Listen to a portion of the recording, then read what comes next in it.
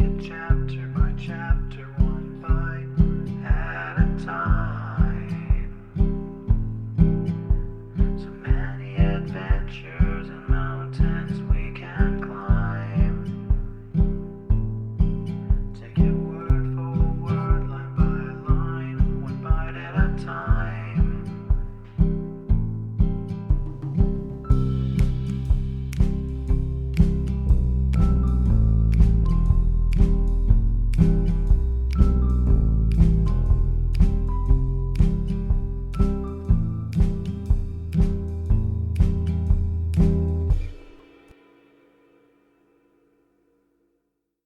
Welcome to Bite at a Time Books, where we read you your favorite classics one bite at a time.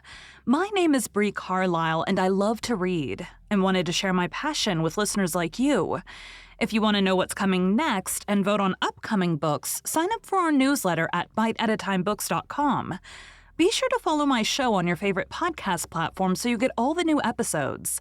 You can find most of our links in the show notes, but also our website, biteatatimebooks.com, includes all of the links for our show, including to our Patreon to support the show and YouTube, where we have special behind the narration of the episodes. We're part of the Bite at a Time Books Productions Network. If you'd also like to hear what inspired your favorite classic author to write their novels, and what was going on in the world at the time, check out the Bite at a Time Books Behind the Story podcast, wherever you listen to podcasts. Today we'll be continuing Anne's House of Dreams by Lucy Maud Montgomery. Chapter 21, Barriers Swept Away.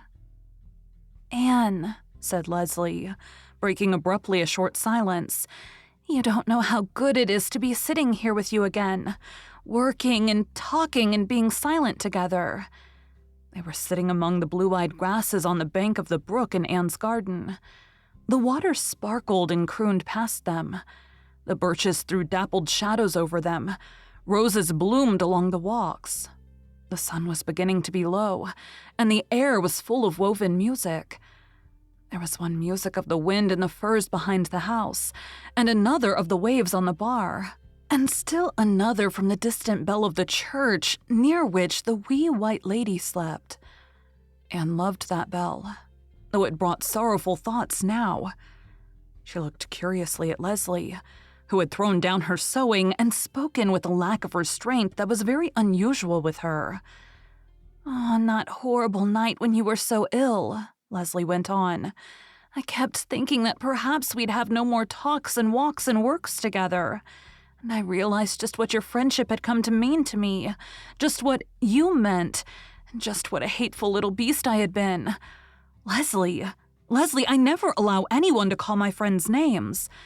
It's true. That's exactly what I am, a hateful little beast. There's something I've got to tell you, Anne. I suppose it will make you despise me, but I must confess it. Anne, there have been times this past winter and spring when I've hated you." "I knew it," said Anne calmly. "You knew it?" "Yes. I saw it in your eyes. And yet you went on liking me and being my friend." "Well, it was only now and then you hated me, Leslie. Between times you loved me, I think." "I certainly did. But that other horrid feeling was always there, spoiling it back in my heart. I kept it down. Sometimes I forgot it, but sometimes it would surge up and take possession of me. I hated you because I envied you. Oh, I was sick with envy of you at times. You had a dear little home and love and happiness and glad dreams. Everything I wanted and never had and never could have. Oh, never could have. That was what stung. I wouldn't have envied you if I had had any hope that life would ever be different for me. But I hadn't, and it didn't seem fair. It made me rebellious, and it hurt me, and so I hated you at times. Oh, I was so ashamed of it. I'm dying of shame now, but I couldn't conquer it. That night when I was afraid you mightn't live, I thought I was going to be punished for my wickedness, and I loved you so then. Anne, I never had anything to love since my mother died, except Dick's old dog, and it's so dreadful to have nothing to love. Life is so empty, And there's nothing worse than emptiness. And I might have loved you so much, and that horrible thing had spoiled it." Leslie was trembling and growing almost incoherent with the violence of her emotion. "Don't, Leslie," implored Anne. "Oh, don't. I understand. Don't talk of it anymore." "I must. When I knew you were going to live, I vowed that I would tell you as soon as you were well, that I wouldn't go on accepting your friendship and companionship without telling you how unworthy I was of it. And I've been so afraid it would turn you against me. You needn't fear that, Leslie. Oh, I'm so glad, Anne." Leslie clasped her brown, work-hardened hands tightly together to still their shaking. "But I want to tell you everything. Now I've begun. You don't remember the first time I saw you, I suppose. It wasn't that night on the shore." "No. It was the night Gilbert and I came home. You were driving your geese down the hill. I should think I do remember it.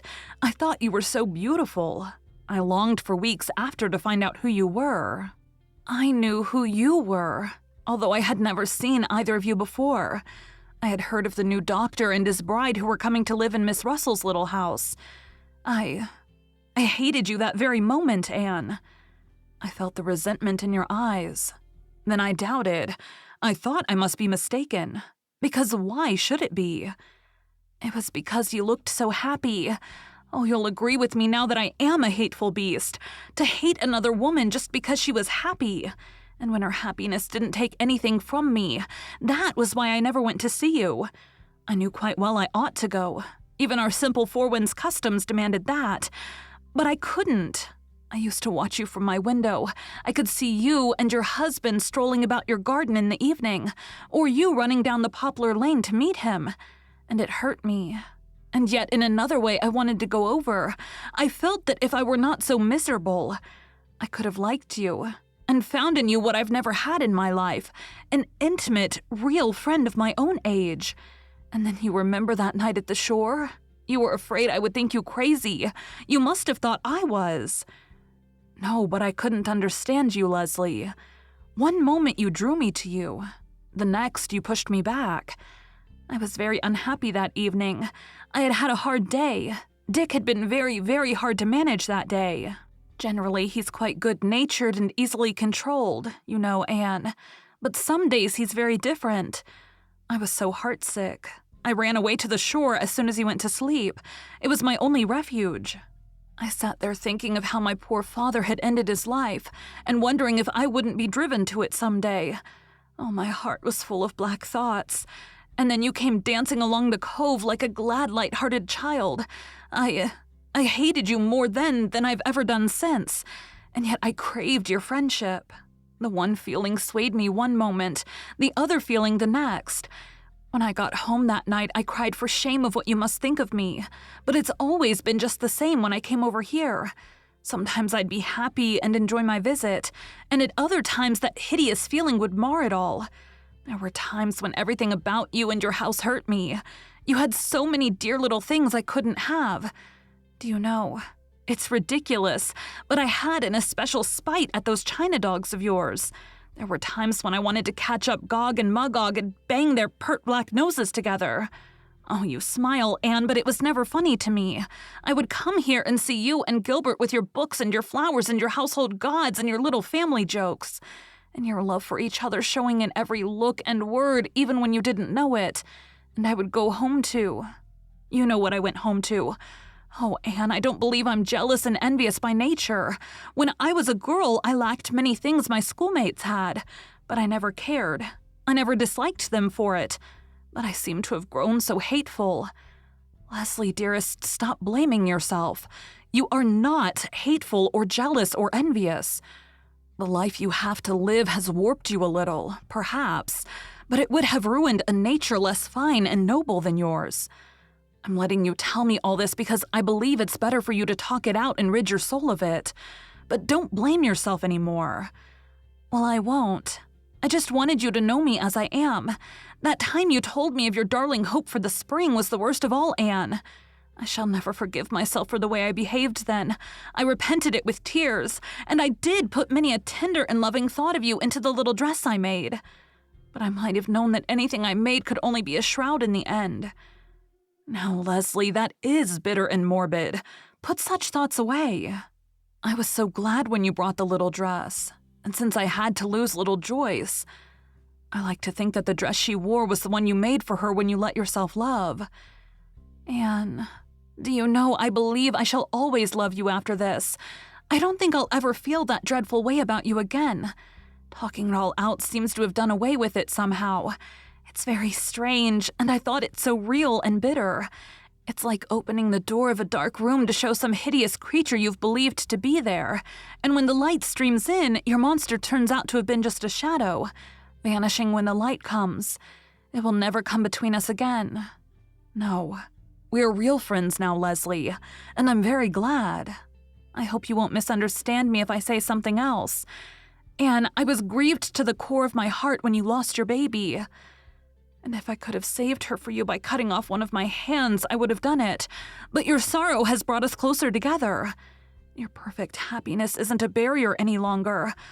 Oh, don't misunderstand, dearest. I'm not glad that your happiness isn't perfect any longer. I can say that sincerely, but since it isn't, there isn't such a gulf between us. I do understand that too, Leslie. Now we'll just shut up the past and forget what was unpleasant in it. It's all going to be different. We're both of the race of Joseph now. I think you've been wonderful. Wonderful. And Leslie, I can't help believing that life has something good and beautiful for you yet. Leslie shook her head. No, she said dully. There isn't any hope. Dick will never be better. And even if his memory were to come back, oh, Anne, it would be worse, even worse than it is now. This is something you can't understand, you happy bride. Anne, did Miss Cornelia ever tell you how I came to marry Dick? Yes. I'm glad. I wanted you to know, but I couldn't bring myself to talk of it if you hadn't known. And it seems to me that ever since I was 12 years old, life has been bitter. Before that, I had a happy childhood. We were very poor, but we didn't mind. Father was so splendid, so clever and loving and sympathetic. We were chums as far back as I can remember. And Mother was so sweet.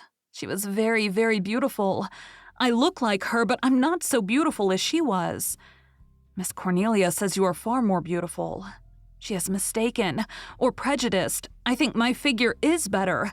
Mother was slight and bent by hard work, but she had the face of an angel. I used just to look at her and worship. We all worshipped her, Father and Kenneth and I. Anne remembered that Miss Cornelia had given her a very different impression of Leslie's mother. But had not love the truer vision? Still, it was selfish of Rose West to make her daughter marry Dick Moore. Kenneth was my brother, went on Leslie. Oh, I can't tell you how I loved him. And he was cruelly killed. Do you know how? Yes. Anne, I saw his little face as the wheel went over him. He fell on his back. Anne, I can see it now. I shall always see it. Anne, all I ask of heaven is that recollection shall be blotted out of my memory. Oh, my God. Leslie, don't speak of it. I know the story. Don't go into details that will only harrow your soul up unavailingly. It will be blotted out. After a moment's struggle, Leslie regained a measure of self-control. Then Father's health got worse and he grew despondent. His mind became unbalanced. You've heard all that too? Yes.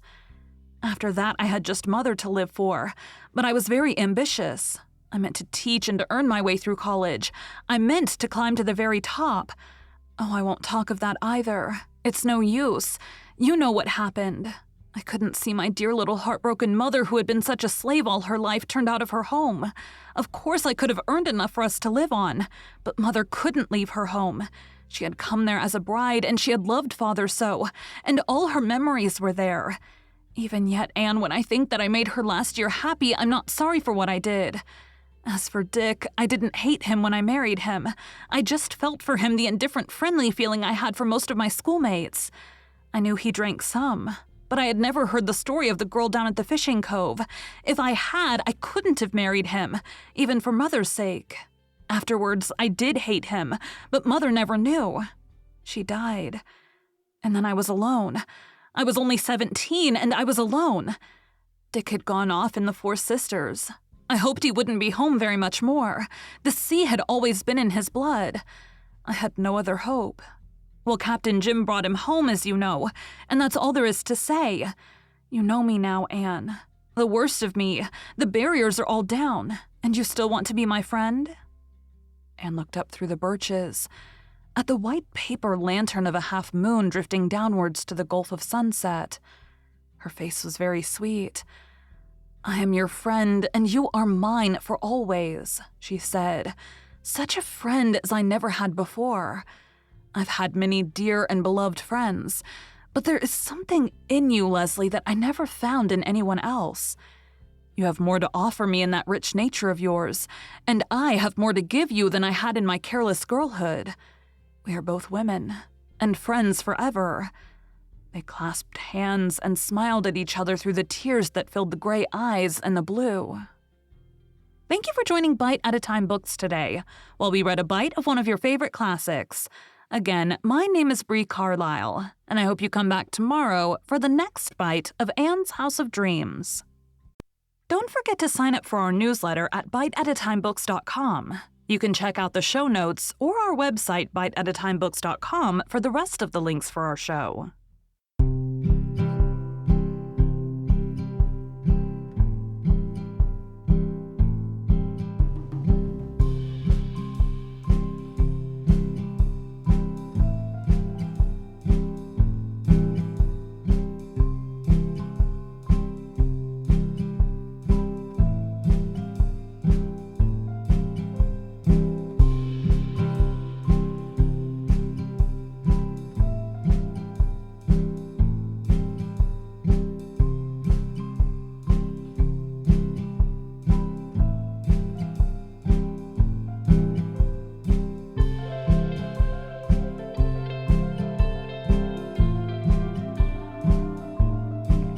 Take a look in the book and let's see what we can find. Taking chapter by chapter, one bite at a time. So many adventures and mountains we can climb. Take it word for word, line by line, one bite at a time.